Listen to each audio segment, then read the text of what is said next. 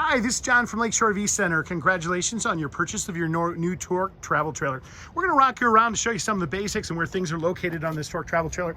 Up front here, we have your power tongue jack. This simply turns that on. It extends and retracts based off that button. We've got your propane tanks. These are dual 30-pound tanks. This valve in here is your auto changeover valve. That valve switches and draws off whichever tank it's in the direction of. So currently drawing from the right side tank, righty-tighty closes off the tank, lefty-loosey opens up the tank. Okay, let's walk around the outside and show you a couple other things. This is your storage compartment for your generator. You decide you ever want to add a generator. Your solar hookup plug is right below here. Your discharge for your gray and black tanks is located underneath there. 1.5-inch valve is your gray tanks, 3-inch valve is your black tank. This black tube right here is for your sewer hose. That's where that stores when you're not using that hose. Your city water connection is right on the outside here, and this is an exterior spray port. This is exhaust for your hot water heater. Your hot water heater, there's really nothing you need to operate from the outside here. There is a reset breaker in case the electric side of it ever trips. That little black switch on the lower left-hand corner there does turn on your electric. It has a piece of tape across it right now. You don't want to turn on the hot water heater until this plug or this anode rod is back in. It is normal to see corrosion around that plug as well, so don't let that concern you. That is a very normal thing. And I'll just put that right back on here for you. Close that up. You guys, you do have a 25-foot 50-amp power cord that does come with it. We do give you the adapters that convert down to 30 and 15 amp. Those will be inside the storage compartment. You've got satellite and cable hookups right next to that. Right next to that, you have your place where you fill your fuel. It is your fuel tank for the camper. Behind this closed door, keys around the kitchen faucet, is your dispensing nozzle for the fuel station.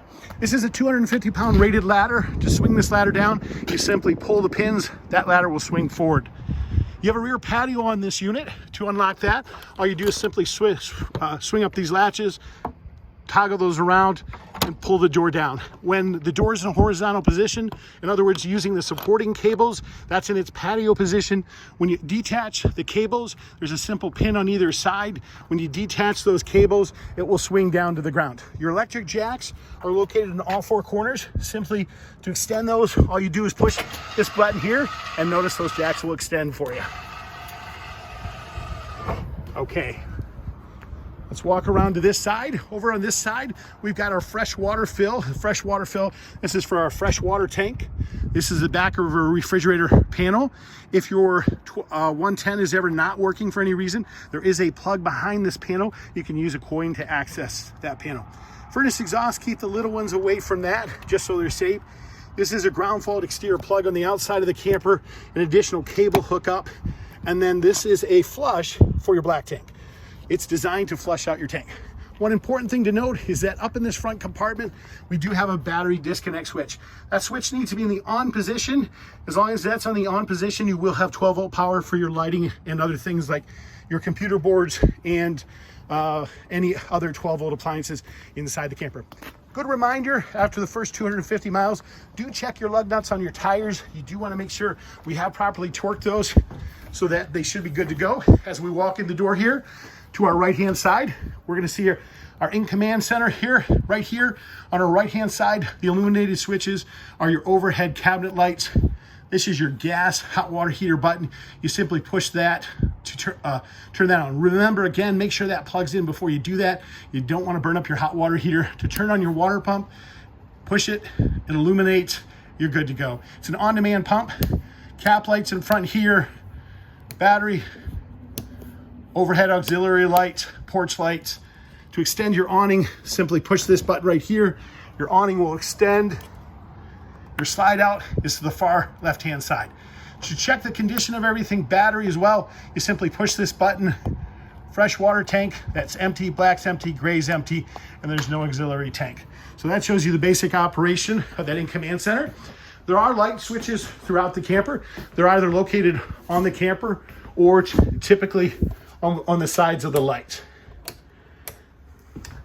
To put down our power beds and back, you guys, all we have to simply do is push this button. One important thing to note, that on our power beds, up in the far corners of these power beds, we'll have pins.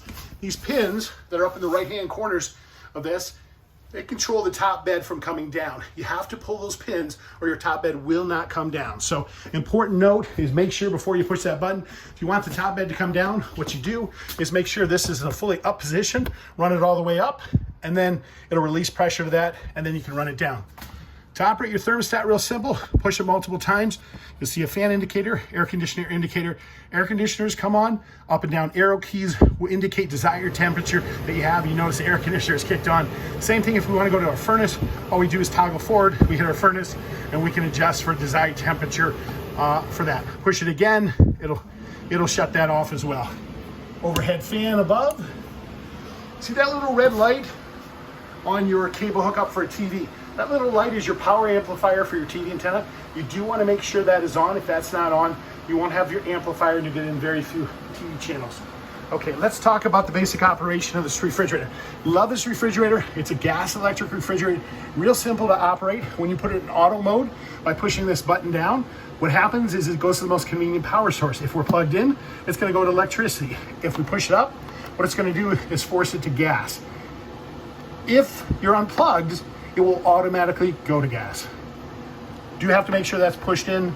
There are directions here at the bottom of the refrigerator in case you forget anything I've said. That's a cold air intake for the furnace. This is your carbon monoxide detector. These are your breakers and fuses. Your fuses are, of course, your 12-volt side of things. Your breakers are your 110. Keys are located around the kitchen faucet, just so you know, when you want to operate your stove. This is a spark igniter over in this corner. All we simply do is turn it to the red flame, twist it, and there we go. Microwave, pretty straightforward operation. Most of us have owned a microwave before. Light and fan switches to turn that on.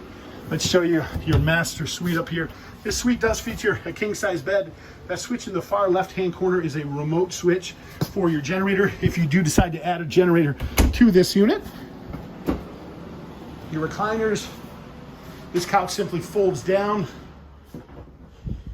Your accessories kit for your table, owner's manuals, and everything else is in here. You guys, we do appreciate your business. We hope you enjoy your new RV. If you do have additional questions, please don't hesitate to give me a call. My name is John Subchuk from Lakeshore RV Center. The best number to reach me at is 231-740-6225. Thank you and have a great day.